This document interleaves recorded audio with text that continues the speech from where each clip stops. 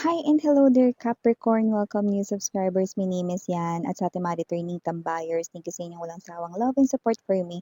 At kung hindi mo pa alam mga babes, meron pa po tayong isa pang channel. Link ay nandiyan sa description box inilagay ko.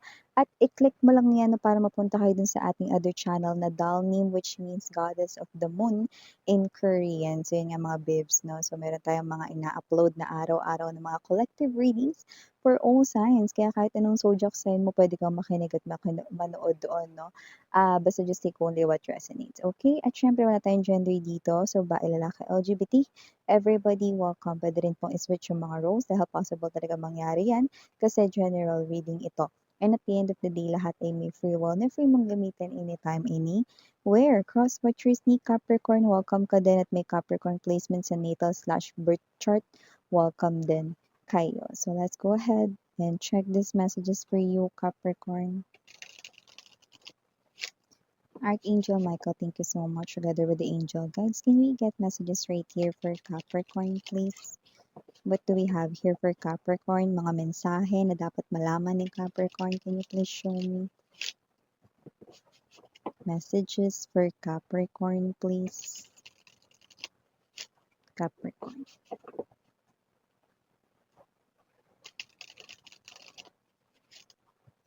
Messages for Capricorn, please.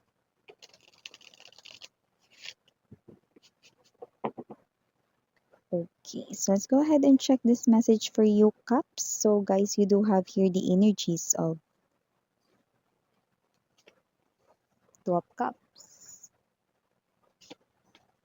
Six of Swords, Page of Cups, Two of Swords, Six of Cups, Page of Wands, bottom of the deck, Strength, World, Seven of Swords, Energy. Okay.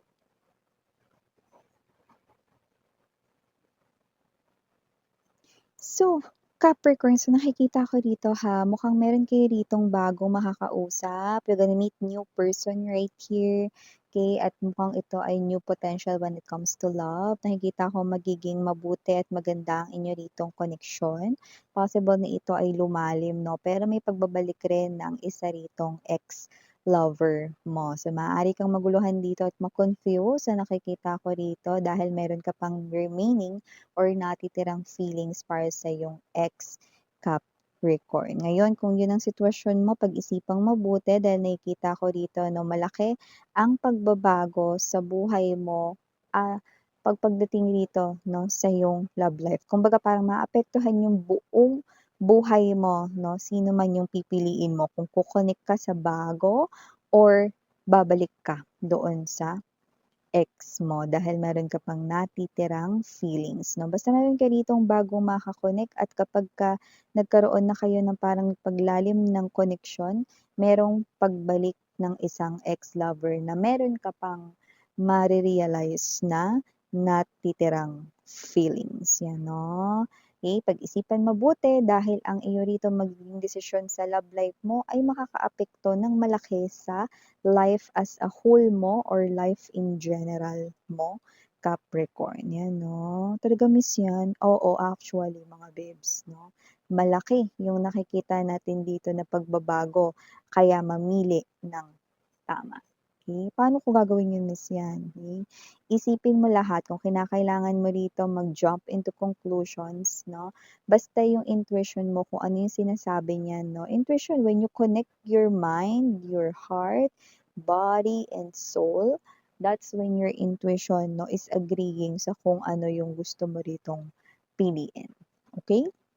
So, maliban dyan, Capricorn, meron tayong energy rito na possible na kayo ito, iba tapos na to maaaring sumabay kayo dun sa 6.6 sale kahapon.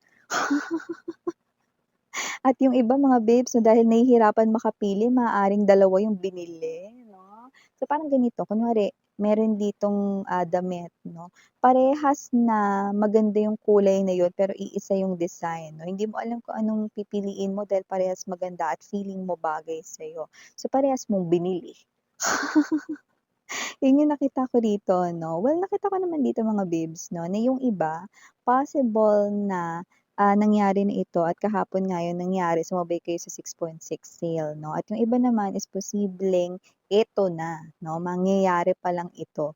Dahil yung iba na puwedeng nauna na kayong bumili dahil merong nagkaroon ng 6.6 sale 'no, possible na sa mga darating na araw 'no, meron ditong klase ng mas malaking discount at mas gusto mo yung bagay na yun. Kaso possible mga babes 'no, na kapag yun ay binili mo wala ka na kasing extra rito 'no, maaari mo ng magalaw ang budget mo.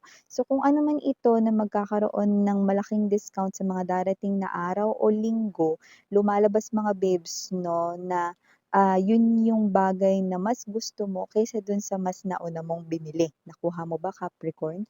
Ngayon, gusto mo sanang bilhin yung bagay na yun kaso matataga ngayon yung remaining budget mo. Ayan, 'no. Pero 'wag mag-alala kasi nakikita ko dito mga babes 'no, na hindi pa naman 'yan over.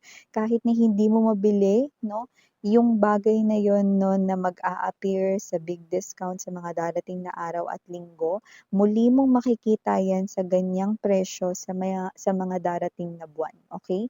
Kaya okey lang na lumampas 'yan, okey? Pag-ipunan mo na lang ngayon, okey?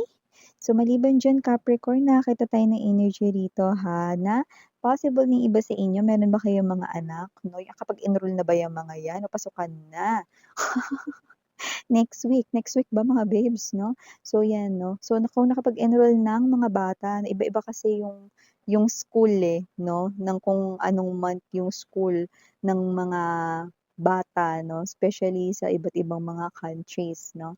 So 'yan 'no, so may mga anak kayo rito at nakikita ko rito 'no, na yung anak ninyo, okay is possible rito 'no, na magkaroon ng magandang future. Kahit na siya ay elementary pa lang or high school pa lang dito 'no, dahil nakikita ko rito na madiskarte yung bata 'no, at saka nakikita ko rito na hindi siya yung nerdy type 'no, kasi alam niya rin kung paano mag-enjoy, alam niya kung kailan dapat mag-aral at maglaro 'no. So nakikita ko rito 'no, na mas namo-motivate siya rito kapag kino-compliment siya 'no. Kaya sabihan mo pa siya mga babes na, "Ang galing mo anak," 'yan 'no, or kung gusto mo na parang i-treat siya rito 'no, "Kapagka ngayong year, ganito ganyan ka, kakain tayo sa labas, bibili kita ng bagong gamit o laruan." 'Yan 'no, pang-pa-motivate sa kanya 'no. Pero yung iba nakita ko rito parang sapat na yung parang, i-motivate mo siya sa pamamagitan ng pagbibigay ng compliment kagaya ng, "Galing-galing talaga ng anak ko, ang gwapo-gwapo na, ang galing-galing pa, ang ganda-ganda ng galing-galing pa." 'Yan 'no. Manang-mana talaga sa mommy niya. Kasi nakikita ko rito mas ginaganahan yung bata na mag-aral. Tsaka nakita ko na dito ang ganda ng future niya. Alam mo nakakita ko dito ng energy, na yung anak mo 'no, mga babes 'no, ay ang pinakaunang magiging mayaman sa mga kamag-anakan sa buong angkan niyo. 'Yan 'no, ang bongga nun guys 'no. At siyempre sino pa nga ba, 'di ikaw ang parent, ikaw ang magulang 'no, proud parent 'yan, 'di ba? So nakita tayo dito na magiging professional ang iyong anak in the future. Ganda nun guys na bongga, i-claim niyo na yun. So maliban diyan Capricorn, nakakuha rin tayo ng energy rito ha, na posibleng meron ditong energy kung saan maaari rito na kayo ito na ma-miss niyo ito, naku, yan kung ano man itong klase ng opportunity na 'to 'no, with the World card energy maganda 'to 'no, pera 'to at hindi lang 'to basta pera, malaking pera 'yan. Higit pa 'to sa kinikita mo sa work. So nakita ko rito ng partnership with someone, possible na i-hire ka nito, possible na ito ay sa ibang bansa or around the globe, anumang country 'yan. Possible na, ito ay ibang pera 'no, like hindi yung pera diyan sa country kung nasaan ka at mas malaki yung halaga ng pera na ito kumpara sa kung saan kang bansa naroroon 'no. But with the strength card right here and the 7 of swords right here, possible na meron ditong pumigil sa'yo, 'yan. So, meron akong nakikita, puwedeng tao 'yan na puwedeng pumigil sa'yo, na sabihin na, "Wag mo nang kunin 'yan para hindi tayo magkahiwalay, hindi tayo magkalayo." Pero yung iba naman possible na, "Wag ka na umalis, walang magbabantay sa anak mo or walang magbabantay rito sa nanay mo or sa tatay mo." May ganiyang pagpigil rito 'no. Pero alam mo mga babes, ang nakikita ko rito, yun nga yung pinakamalaking challenge, eh.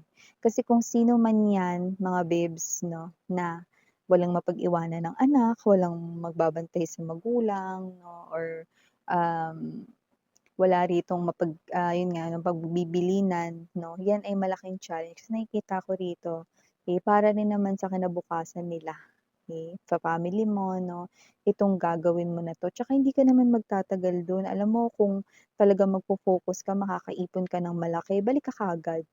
'Di ba? At saka kung partner mo ito mga babes 'no, ayaw niya kayong magkalayo or whatever 'no, wag mo ng tanggapin 'no. So, alam mo dun palang hindi na siya supportive sa'yo. Bakit? Kasi dito mga babes, so nakikita niya yung sarili niya rito 'no, na magluloko siya 'pag malayo ka. Mm. Bukod sa hindi siya supportive, hindi ko rin nakikitang faithful siya. Eh, uulitin ko lang hindi yun para sa lahat 'no, pero kaya pinipigilan ka niyang umalis 'no dahil hindi niya makokontrol yung sarili niya ritong mambabae o manlalaki, yan 'no. Pero makikita mo yung true colors niya 'pag tinuloy mo yan, okey? Tuloy mo yung pangarap mo, okey? Kasi nakita ko rito 'no, malaking pera yung posible mong maiuwi dahil diyan. May opportunity, ang oportunidad ang lalapit sa'yo, okey? Sa kung papaano yan darating sa'yo hindi ko alam, maaaring yan ay sabihin ng isang kakilala or sa mismong kumpanya kung saan ka nagtatrabaho or baka katrabaho mo 'no. Basta nakikita kong legit yan mga babes 'no at wala kang ibang kailangan gawin kundi mag-jump diyaan sa opportunity na yan at isipin mo rito yung mga parang ayusin mo, i-organize mo na rito 'no, yung sino yung mga puwede mong pagbilinan ng anak mo kung may anak ka 'no or kung parents mo 'no or ganyan 'no. Ayusin mo ang iyo ritong requirements 'no, ta's nakikita natin dito mga babes na tuloy-tuloy na 'tong pagginhawa ng buhay mo, okey? So last but not the least pala message dito mga babes na mag-ingat ha, kasi baka manakawan ka. Kasi nakikita ko rito 'no, possible na ang nanakawin sa'yo ay tao, okey? Hindi anak mo 'no, pero maaaring yung asawa mo ang manakaw dito. Puwedeng ka-connect ito 'no, ng kakasabi pa lang natin na mensahe 'no, pero puwede rin naman mga babes na hindi 'no, dahil nakikita ko ritong mang-aagaw at magnanakaw rito ng boyfriend or girlfriend mo 'no, or asawa mo rito ay walang iba kundi yung taong malapit at mabait sa'yo. So ito yung mga messages right here for you Capricorn. Again, name your Yana on me. Sana ngayong love and light and